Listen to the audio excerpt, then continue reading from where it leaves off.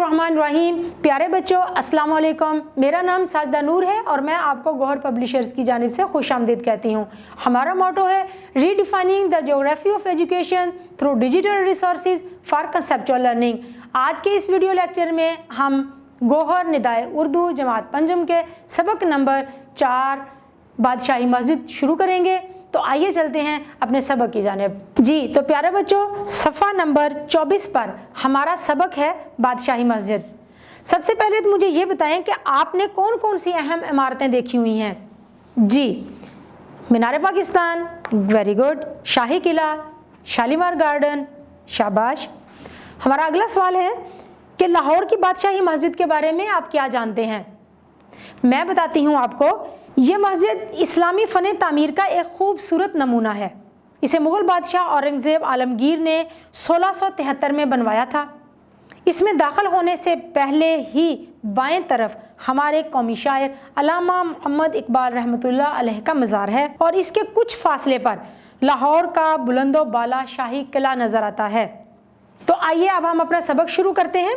सफ़ा नंबर 25 पर सबसे पहले हम ख़ास अल्फाज पढ़ेंगे। ख़ास अल्फाज आपने मेरे साथ दोहराने हैं सही तलफ़ुज़ के साथ, ताकि आप उनकी सही अदाई कर सकें।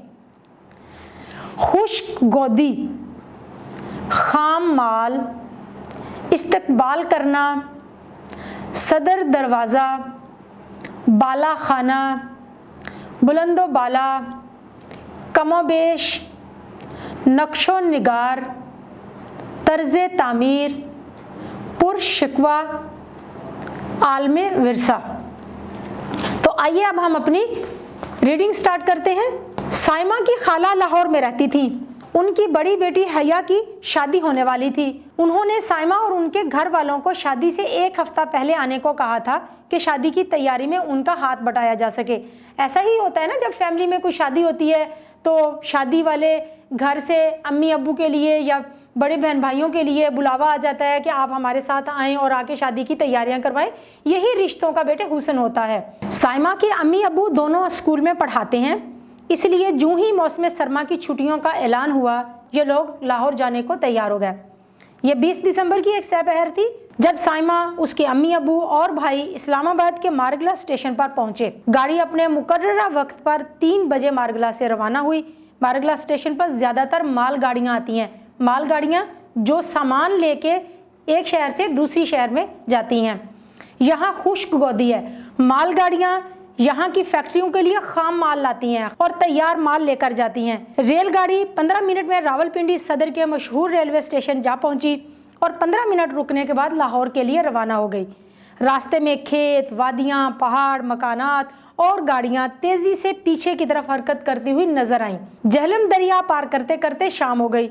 अंधेरा गहरा होते ही सारे मंजर धुंधला गए। लाहौर के रेलवे स्टेशन पर खालू उनको लेने के लिए मौजूद थे। उन्होंने सबका इस्तकबाल किया और स्टेशन से बाहर पार्किंग में खड़ी अपनी गाड़ी में बिठाकर सबको घर ले आए। खाला और बाकी घर वाले इनसे मिलकर बहुत खुश हुए।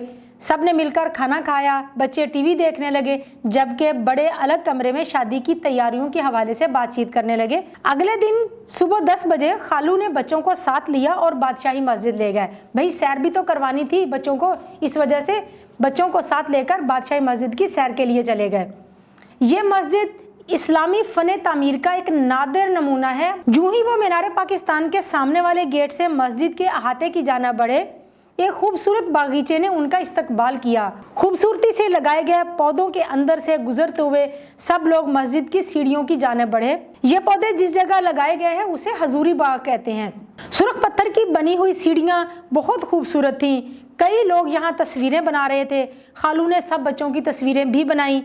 मस्जिद का सदर दरवाज़ा बहुत बुलंद है और उस पर खूबसूरत बेल बूटे बने हुए हैं। जूते बाहर उतारने के बाद सब बच्चे मस्जिद में दाखिल हुए।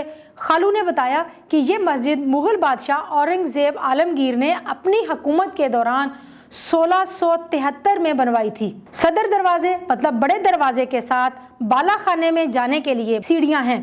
बाला खाने में प्यारे नबी हज़रत मोहम्मद सल्लल्लाहु अलैहि वसल्लम और कुछ दीगर हस्तियों के तबर्रुकात रखे हुए हैं। तबर्रुकात से मुराद उनके हवाले से कुछ मुबारक चीज़ें जो उनके इस्तेमाल में रहीं वो रखी गई हैं।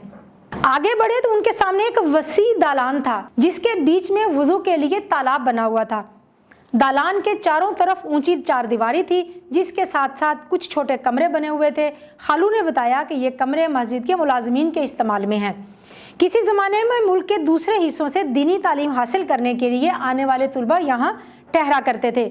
सुर्ख रंग से बना फर्श, दीवारें और बुलंदोबाला मीनार अजब बहार दिखा रहे थे। खालू ने एक मुलाजिम से बातचीत करते हुए पूछा कि मस्जिद में एक वक्त में कितने लोग नमाज पढ़ सकते हैं, तो उसने बताया कमोबेश 1 लाख अफराद मस्जिद में बैक वक्त में नमाज अदा कर सकते हैं।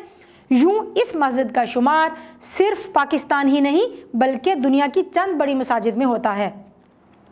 मस्जिद की अंदरूनी दीवारों पर कुरानी आयात दर्ज की गई हैं। कीमती रंगीन पत्थरों और रंगों का इस्तेमाल करते हुए मस्जिद के हॉल की दीवारों पर और छत पर खूबसूरत नक्शो निगार बनाए गए हैं जो इस्लामी तर्ज तामीर का अक्स पेश करते हैं। मस्जिद की बनावट में एक ख़ास तनासब का ख्याल रखा गया है जिससे इसके वक़ार और अजमत का एहसास और बढ़ जाता है। मस्जिद की पुरशिकवा इमारत सदियां गुजर जाने के बावजूद बावकार तरीके से खड़ी माजी के कारीगरों की हुनरमंदी की दास्तान सुनाती है। इसका शुमार अपनी वुसअत, तर्ज तामीर और नक्शो निगार की वजह से दुनिया की अजीम और तारीखी मसाजिद में किया जाता है। अक़वाम मुत्तहिदा के इदारे यूनेस्को ने इस मस्जिद को आलमी विरसा करार दिया है। यहाँ नमाज पढ़ने वालों को एक अजीब सुकून और इत्मीनान का एहसास होता है। मस्जिद से बाहर निकले तो सदर दरवाजे के दाएं तरफ इमारत दिखाते हुए खालू ने बताया कि ये हमारे कौमी शायर अल्लामा मोहम्मद इकबाल रहमतुल्लाह अलैह का मज़ार है। सब मज़ार के अंदर गए, अदब से फातह ख़ानी की। वापसी के लिए हजूरी बाग से गुजरते हुए खालू ने दाएं जानिब एक बुलंद इमारत की तरफ इशारा करते हुए बताया कि ये लाहौर का शाही किला है, किसी दिन वक्त निकाल के इसकी सैर भी करेंगे। जी तो प्यारे बच्चों, उम्मीद है कि आपको इस सबक का मतन अच्छी तरह से समझ आ गया होगा, इसका मफहूम अच्छी तरह से समझ आ गया होगा।